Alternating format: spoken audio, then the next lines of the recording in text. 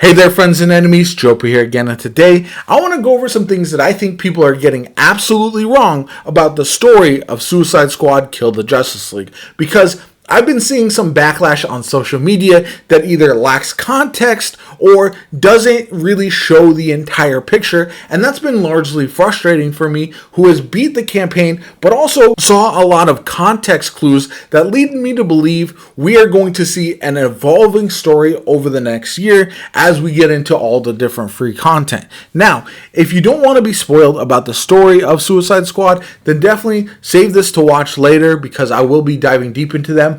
But I'm going to jump into it now. So first off, we see a lot of things in the game that just don't make sense for the Justice League. And if I were to guess, a lot of it is very intentional. First off, we do see the Flash, who gets his finger cut off, and then later on when you're fighting him, getting ready for the boss fight, there's a cutscene, and you can see he has all 10 fingers.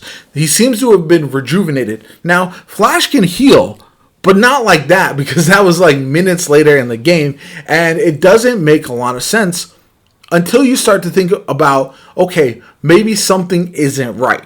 And then you get to the Green Lantern fight.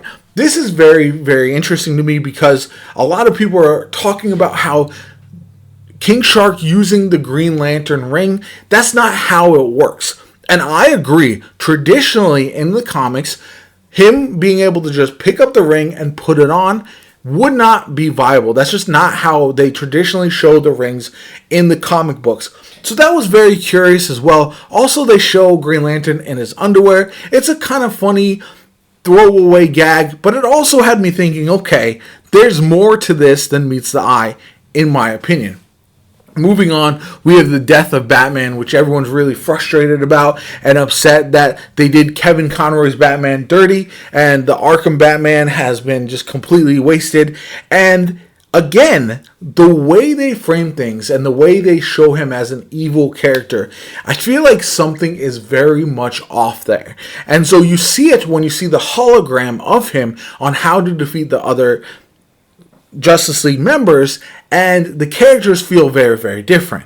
So that had me curious as well. And then finally we get to the showdown between Wonder Woman and Superman, where Wonder Woman plants a full kryptonite piece in his chest, looks at him confused and says, "That should have killed you," but he shrugs it off, kills Wonder Woman, and then flies away. And so at first I was like, okay, none of that really makes sense in the grand scheme of things. But it does make sense for the long-term storytelling, in my opinion, for a few reasons.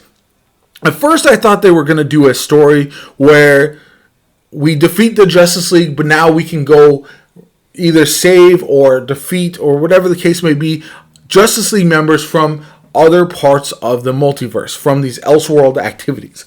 And then that really didn't shake out as I intended. Yes, we saw Lex Luthor from another one. Yes, there's multiple Brainiacs, but we haven't really seen any other Justice League members. But then as I was thinking back to all the different story things that just didn't add up as much as I would have expected, and knowing that Rocksteady has invested heavily in the Arkham universe and also in this Suicide Squad game, I think we've seen clones of the Justice League. And these are clones that we're going to find out the story over the course of time, because there's a lot of these logs that you can listen to that add context to the story as well. It's something that Bungie did with Destiny for a long time, because you can't have infinite amounts of dialogue and exposition. It does slow the game way down. And so you have to find other ways to kind of share more details about not only the story, but the world and everything.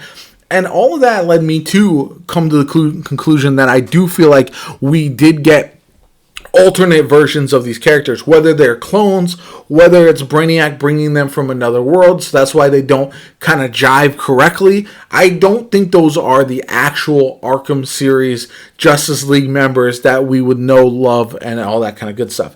And that's something that I feel like it feels pretty apparent, right? There's more to the story than meets the eye, in my opinion, and that's obvious. And I think a lot of people are just missing that point because they want to be outraged about Batman's death. They want to be upset about Green Lantern and the Boxers, even though it's a funny moment in a Suicide Squad game, which is supposed to be humorous, over the top, outrageous, and all that kind of good stuff. And the same thing with the Superman thing. It's like that was the very key to it. Plus, one of the wildest parts is that Lex Luthor creates a way to defeat Superman using Batman's DNA, not Superman's DNA. And so, again, that all leads me to believe that they are all connected somehow. Not just through the transformations by Brainiac, but also through additional context. I could be way wrong on this. There's a chance that I am just off and there were just continuity mistakes throughout this game.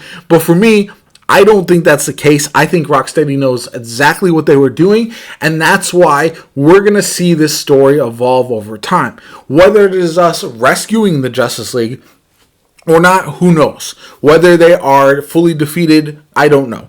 But I would be rather shocked if they completely eliminated these characters, and they needed a way to deliver that shock factor to kill the Justice League. Because how are you going to feel if you have a game called Suicide Squad Kill the Justice League where none of the Justice League members die, none of them get killed, none of them get fully defeated? That would definitely have been more of a letdown in my personal opinion. And so that's why I really believe over the course of the next year, we're going to see this evolving storyline, and we're going to see either the return, reemergence, or rescuing of the Justice League members, in my personal opinion. That's my guess on where things go from here. I still think the outrage will be looked back on as kind of silly just because games of this nature, games as a service, live service games, they tell stories differently.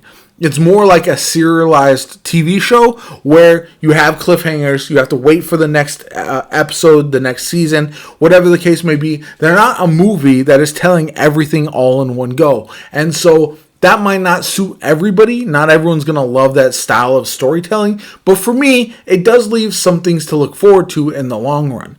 Now, as far as the story goes, there's some other qualms that people have that I kind of disagree with. But a lot of that is personal taste and whether you did enjoy it or not. I personally did. I thought it was pretty solid overall. It left me wanting more, which is a good thing for a live service ongoing game.